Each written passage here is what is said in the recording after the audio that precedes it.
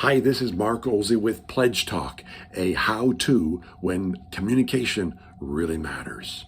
Hey, this is the fifth in a series of 21 ways to have better conversation, even if it's without the help of anyone else. This is the fifth way of doing that.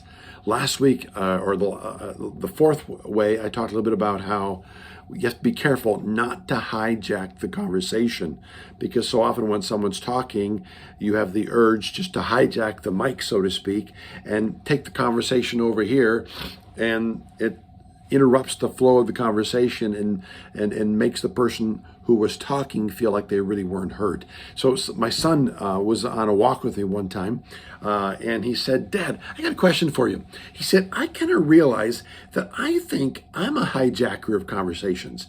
I think I do that quite a bit with you, and I realize I don't want to do that because I want to become a better listener. Dad, do you have any helps or hints about how I can kind of stop being a hijacker?" And I thought, well, first, Mike, that was a really good question. Was really thankful that he was aware of that and asked me that question. And then I said to him, yeah, I think there's something you can do.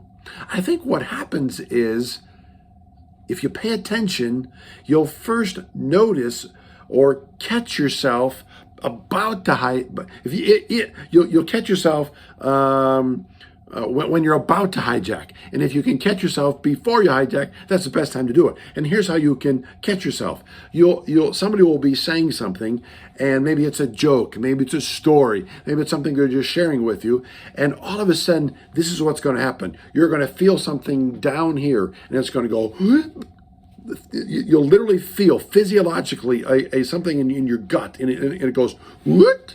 Like, and you'll almost have that kind of a bit of an experience. You'll take a breath, and you'll want to talk, and it comes from down, deep down, up, almost out to your voice. If you can learn to notice when that's happening and kind of do this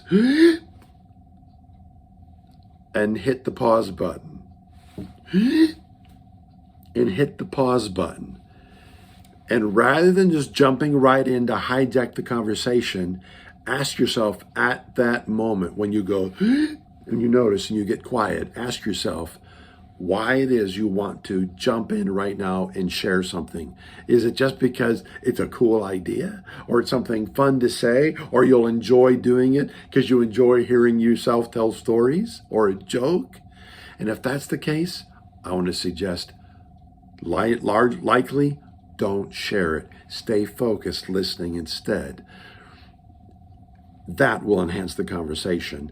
That will enable the other person to continue to feel heard and enable the conversation to go to a deeper spot.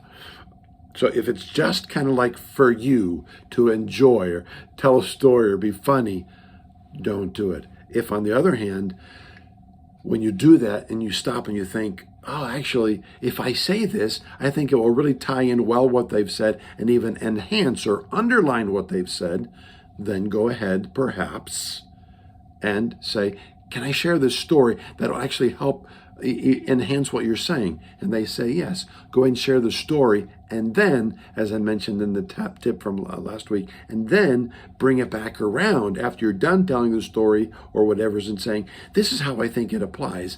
And does that make sense? And if so, just tell me more what your thoughts are about that, or else wherever else you were going.